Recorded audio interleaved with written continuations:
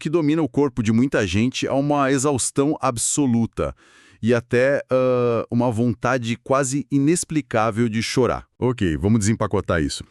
Hoje é 4 de abril de 2026. Sexta-feira Santa. Um feriadão. Exato. E aí, o despertador não tocou, a casa tá em silêncio total, a agenda oficial de trabalho tá, completamente vazia. O cenário perfeito pra relaxar, né? Pois é, a expectativa mais lógica para um cenário desses de feriado prolongado era de um alívio imediato. Aquela imagem clássica de, colocar os pés para cima e simplesmente respirar fundo. Sim, a teoria é maravilhosa. Mas, na prática, em vez disso, o que domina o corpo de muita gente é uma exaustão absoluta e até uma vontade quase inexplicável de chorar. Nossa, sim.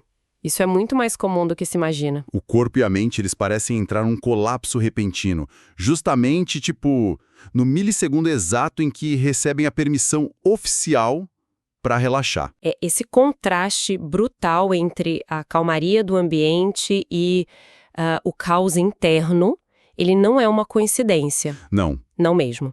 E também não é uma falha de planejamento pessoal. Quem nos escuta e sente esse peso gigantesco no feriado, está, na verdade, vivenciando um fenômeno biológico e psicológico muito real. Caramba, quer dizer que tem biologia pura envolvida nisso. Totalmente. O despertador é desligado, a rotina para, mas, em vez de paz, o que surge é uma irritabilidade muito palpável. Um cansaço que, faz o corpo pesar uma tonelada. E o mais intrigante é que a biologia por trás disso explica exatamente o motivo desse travamento acontecer justo na pausa. E não durante a correria do dia a dia, né? Exato, não na correria. Bom, e é exatamente essa biologia que nós vamos dissecar na nossa exploração de hoje. O nosso material base para essa conversa é um artigo muito denso. Muito profundo mesmo. Sim. E super revelador. Foi recém-publicado pelo Rodolfo Dias lá no portal Saúde Emocional Feminina em Minas Gerais. Um texto excelente, diga-se de passagem. Com certeza. O texto faz uma verdadeira radiografia da exaustão mental feminina. E a nossa missão aqui é entender a anatomia desse colapso nos momentos de pausa. Isso, e diferenciar também. Exato. Diferenciar claramente o que é um simples cansaço físico daquela sobrecarga emocional crônica. Que são coisas completamente diferentes. Completamente. E, o mais importante de tudo, a gente vai investigar as ferramentas reais para quebrar esse ciclo. Porque o artigo argumenta que esse cansaço avassalador, que atinge o pico em dias como hoje, é o sistema nervoso finalmente acenando uma bandeira branca. Uma bandeira branca depois de uma batalha que é muito silenciosa e muito contínua. Como assim uma batalha silenciosa? Que, durante os dias úteis, o cérebro opera num estado de sobrevivência automatizado. Tipo um piloto automático mesmo. Exatamente. A rotina exige uma sequência que é ininterrupta de microdecisões. Gerenciamento de crises o tempo todo. Nossa, sim. É reunião encavalada na outra. A logística da escola dos filhos. As demandas imprevisíveis de clientes. Gestão do cardápio da semana. A limpeza da casa. Tudo junto. E esse ritmo, que é totalmente frenético, mantém os níveis de cortisol e de adrenalina lá no teto. Artificialmente altos, né? Sim, e isso funciona quase como um anestésico temporário para a exaustão. A pessoa não sente o cansaço porque está anestesiada pelo estresse. Uau! Então, quando o feriado quebra esse ritmo... O anestésico corta, o efeito passa. Caramba. O corpo finalmente encontra ali uma brecha segura para falar e ele usa, a linguagem mais urgente que ele possui para forçar uma parada. Que é a exaustão total. Exato, a exaustão incapacitante. É como um notebook, Aquele notebook que tá com umas 50 abas pesadas abertas. Nossa, ótima analogia. Rodando vídeo, planilha em segundo plano.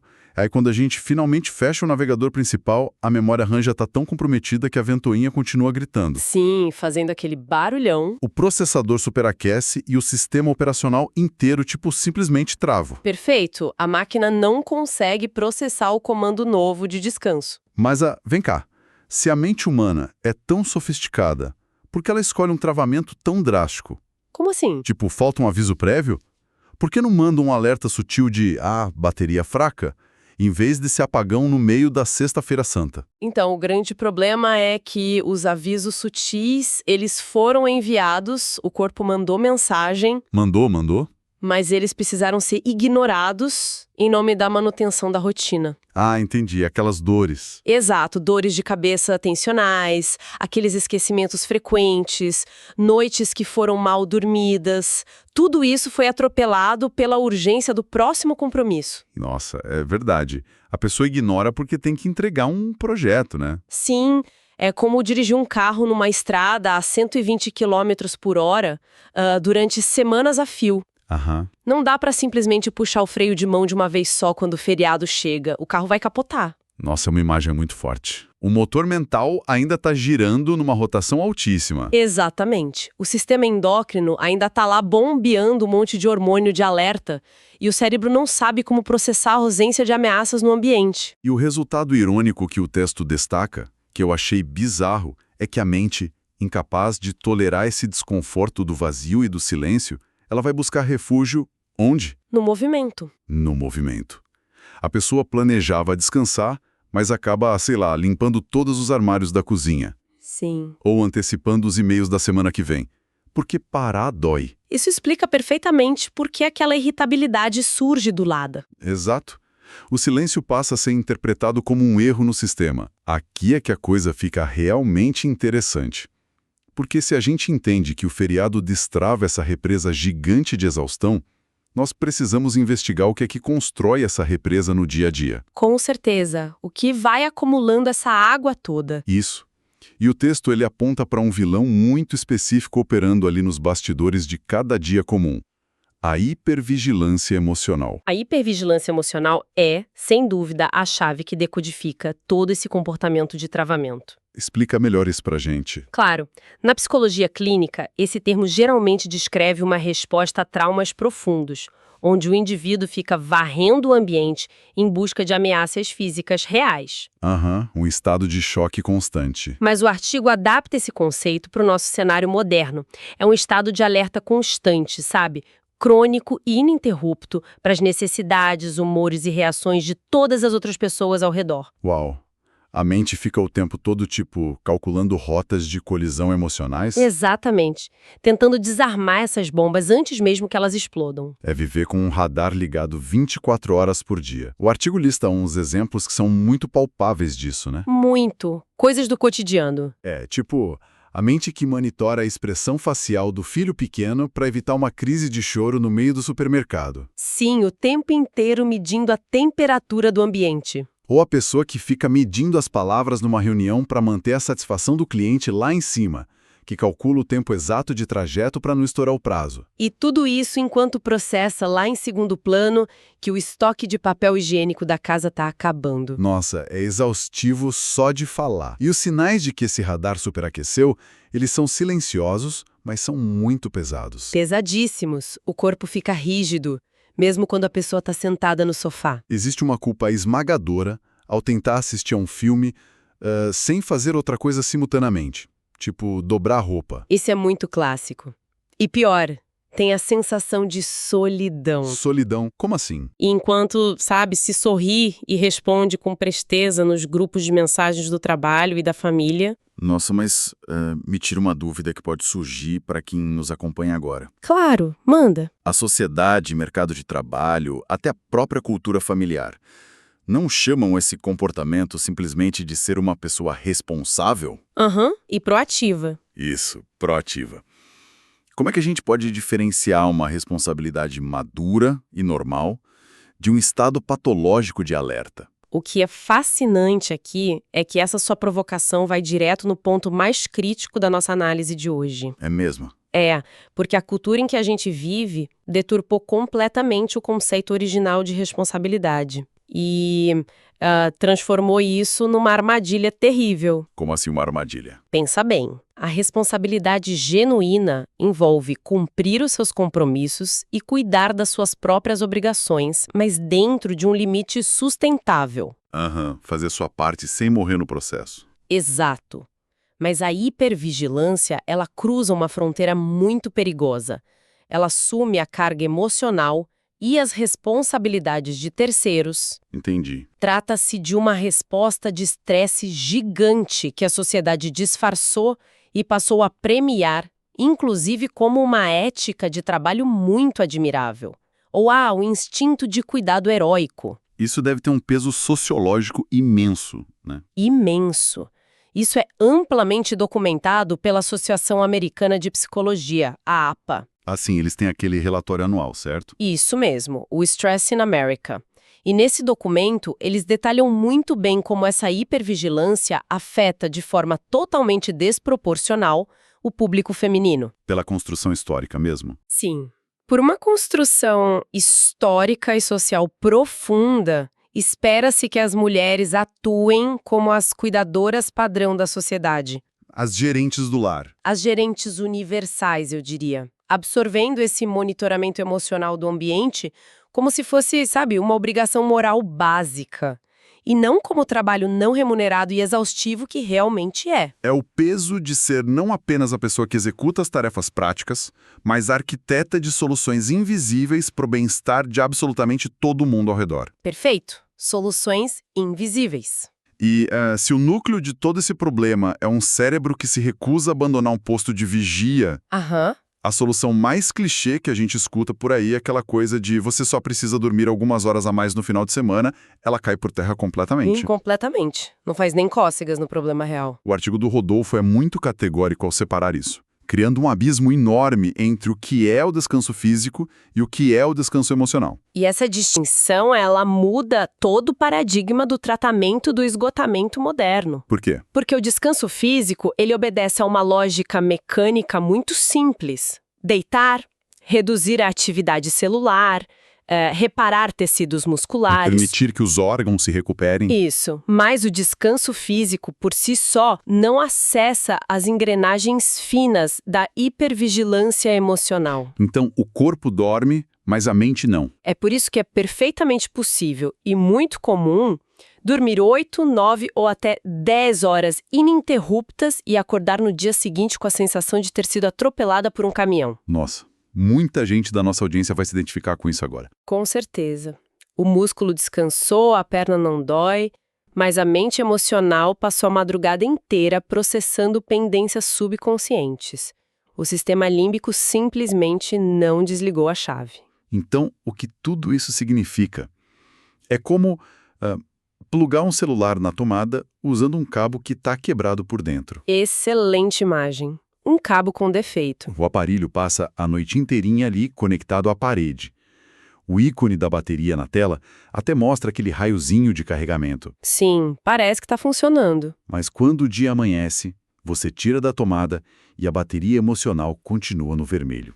O tempo passou, a posição foi de repouso, mas não houve transferência real de energia. Exato.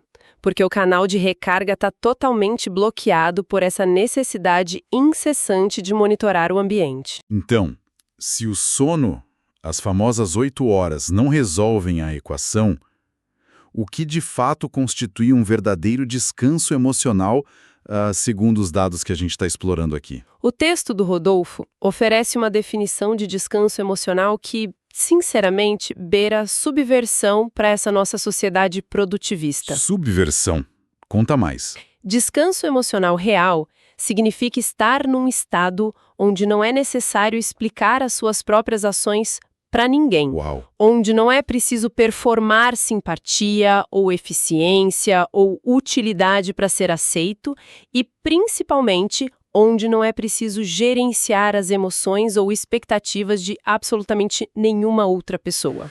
É o estado de desobrigação total e completa. Exatamente. Desobrigação. Se conectarmos isso ao quadro geral... Sim.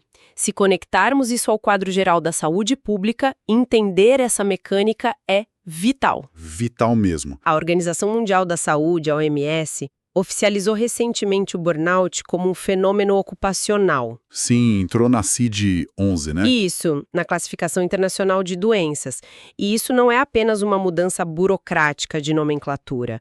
É o reconhecimento médico global de que o esgotamento crônico adoece o corpo de forma sistêmica. Afeta tudo. Tudo. E os dados cruzados com pesquisas de neuromarketing evidenciam as raízes disso de forma muito clara. O cérebro feminino, frequentemente submetido a esses múltiplos papéis exigentes, sofre um bombardeio diário. Gatilho para todo lado. Gatilhos emocionais contínuos e, o pior, sem o suporte logístico correspondente para amortecer o impacto. A equação matemática aí é muito simples e cruel, sabe? A pressão de entrada no sistema é colossal, gigantesca. Gigantesca. E a válvula de escape, a rede de suporte, ela é minúscula. Bom, e agora que nós mapeamos todas as peças desse quebra-cabeça pesado, entendemos a biologia desse colapso estranho no feriado e desmascaramos a ilusão de que uma boa noite de sono vai curar um esgotamento crônico. Nós precisamos olhar para as rotas de fuga. As soluções práticas, né? Exato. Como é que quem se identifica com esse cenário operando no vermelho há anos pode agir na prática para desarmar essa hipervigilância antes que o dano sistêmico vire algo irreversível? O bom desse artigo é que ele não se contenta em fazer apenas o diagnóstico do problema. Ele avança corajosamente para intervenções pragmáticas. O que ele propõe primeiro? O primeiro passo tático que é sugerido atua diretamente na biologia do nosso despertar diário. A implementação de rituais matinais intencionais. Rituais matinais. Mas, E o texto faz uma ressalva muito importante aqui. Não se trata daquelas tendências performáticas de redes sociais, sabe? De acordar às 4 da manhã para produzir mais. Ufa, ainda bem. Porque isso só gera mais ansiedade. Exato. Trata-se de transições neurobiológicas que foram desenhadas para ancorar o sistema nervoso logo cedo. E as práticas que são mencionadas no artigo, elas parecem focadas em criar uma espécie de escudo de isolamento, né? Um escudo de proteção para o cérebro. O material sugere, por exemplo, focar na respiração consciente. Aplicar o journaling, que é aquela escrita estruturada para transferir as preocupações da cabeça para uma folha de papel. Tirar o peso da mente. E proteger os primeiros minutos do dia, evitando rigorosamente qualquer tipo de tela. A premissa, pelo que eu entendi, é impedir que aquela enxurrada de notificações dispare a produção de cortisol logo no minuto 1. Perfeito, exatamente essa lógica biológica da coisa. Mas confesso para você que, ao ler isso, uma pulga ficou atrás na minha orelha. Diga, o que te pegou? Parece uma prescrição muito minimalista para um problema que nós acabamos de descrever como gigantesco. Entendo. 5 minutos sem olhar o celular ou algumas respirações profundas. Isso tem mesmo peso suficiente para reverter anos e anos de um cérebro que foi treinado lá na trincheira do modo de sobrevivência? Isso levanta uma questão importante, muito importante. E o ceticismo frente a soluções que parecem simples demais é super bem-vindo aqui na nossa análise. Bom, menos mal, porque eu fiquei desconfiado. E a resposta honesta, embasada puramente na neurociência, é que não. 5 minutos de manhã não apagam uma década inteira de exaustão acumulada. Tá, então qual é a mágica? A função desses 5 minutos não é ser a cura definitiva, é a interrupção de um padrão. É um choque de realidade no corpo. Ah, entendi. O sistema nervoso autônomo, ele precisa de sinais claros de segurança para conseguir ativar a via parasimpática, que é a nossa via biológica do descanso e da digestão. Certo. Quando seus olhos abrem de manhã e a sua primeira ação não é reagir a um estímulo externo, mas sim focar na sua própria respiração, você envia uma mensagem fisiológica imediata através do nervo vago de que não há nenhuma ameaça iminente no quarto. É como se dissesse para o corpo que está tudo bem. Isso, é uma redução proposital na velocidade de aceleração. Em vez de você já acordar a 120 km por hora resolvendo problemas, o seu corpo começa o dia a 20. Mas o texto também deixa muito claro que essa regulação biológica inicial é só o começo, né? Sim, é apenas o preparo do terreno para o trabalho profundo que precisa vir depois. O que nos leva à espinha dorsal de fato das soluções apresentadas pelas fontes de hoje. A aplicação do que é chamado de método raízes emocionais feminina. Esse método é a chave de virada. Pelo que a gente destrinchou do material, isso não é uma cartilha de produtividade tóxica ou diquinhas de como encaixar uma ida rápida ao spa na sua agenda lotada. Passa longe disso. O foco parece ser uma cirurgia muito mais profunda no autoconhecimento e na regulação emocional em si mesma. Sim, é uma mudança completa na própria estrutura de crenças da pessoa. Como assim? Estrutura de crenças? O método que é abordado ali foca em desmontar a ideia central de que o seu valor pessoal está diretamente amarrado à utilidade prática que você tem na vida dos outros. Nossa, isso é um tapa na cara. Trata-se de um movimento muito radical para afastar a pessoa daquela autoajuda superficial, sabe? Aquela que apenas te ensina técnicas de relaxamento rápido para você aguentar carregar ainda mais peso. Tipo, respire fundo para voltar a sofrer mais calmo. Exatamente isso. Em vez disso, o método vai direto na raiz da relação com a autocobrança. Na prática, ele ensina a identificar claramente onde a sua responsabilidade genuína de fato termina.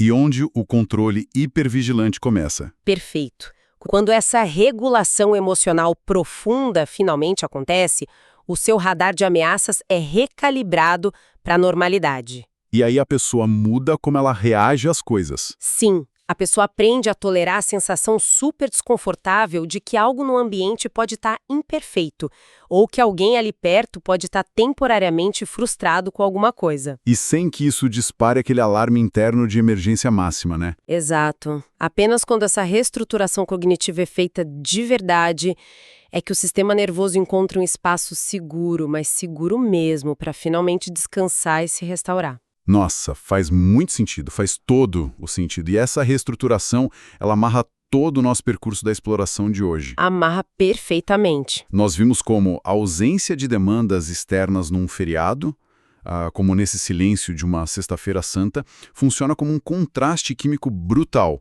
escancarando de vez a exaustão acumulada que o modo piloto automático tenta esconder da gente a semana toda. Desmascaramos também a hipervigilância, né? Sim, tirando dela aquela capa bonita de responsabilidade extrema. E mostrando que, na verdade, aquilo é uma resposta de estresse crônico que está cobrando um pedágio biológico altíssimo do corpo. E redefinimos o conceito de descanso, comprovando por A mais B que fechar os olhos e dormir não serve de absolutamente nada se a mente emocional continua acordada, tentando ser a chefe de operações do universo inteiro. Não dá para gerenciar o mundo e descansar ao mesmo tempo. E o ponto mais fundamental que devemos destacar, após analisar todos esses dados, o reconhecimento dessa exaustão colossal não deve, sobre nenhuma hipótese, ser encarado como fraqueza ou como fracasso pessoal. Jamais. Há uma culpa imensa que é associada ao cansaço, sabe? Especialmente quando a sociedade dita a regra de que é preciso dar conta de tudo com um sorriso impecável no rosto. A síndrome da Mulher Maravilha? Isso. Admitir que o limite biológico e emocional foi rompido é, na verdade, o movimento inicial mais lúcido e mais corajoso para desmontar de vez essa hipervigilância. É dar um basta, né? Sim. É a admissão que é necessária para iniciar um processo real de regulação, criando finalmente espaço para existir sem a obrigação constante de servir aos outros ou de antecipar problemas. E a coragem de largar aquele crachá invisível de salvadora do ecossistema. E aceitar que, olha só, o mundo continua girando mesmo quando você desliga o seu radar. O mundo não vai acabar. Não vai. E para fechar nossa exploração de hoje com uma última provocação, nós queremos deixar um cenário no ar para que nossa audiência reflita nos próximos dias. Levando em conta toda a mecânica do descanso emocional que analisamos tão a fundo hoje. Exatamente. O pensamento provocativo é o seguinte: se o verdadeiro descanso emocional é o ato deliberado de não gerenciar as necessidades e as emoções de absolutamente ninguém, o que aconteceria se, por apenas uma única horinha no dia de hoje, a pessoa que nos escuta agora pedisse demissão simbólica desse cargo de gerente emocional da sua casa, do seu relacionamento ou do seu trabalho? As estruturas ao redor realmente desabariam em pedaços irreversíveis? Ou é pura e simplesmente a hipervigilância patológica sussurrando no ouvido que sem esse monitoramento constante e exaustivo, o mundo deixaria de existir? Fica a reflexão.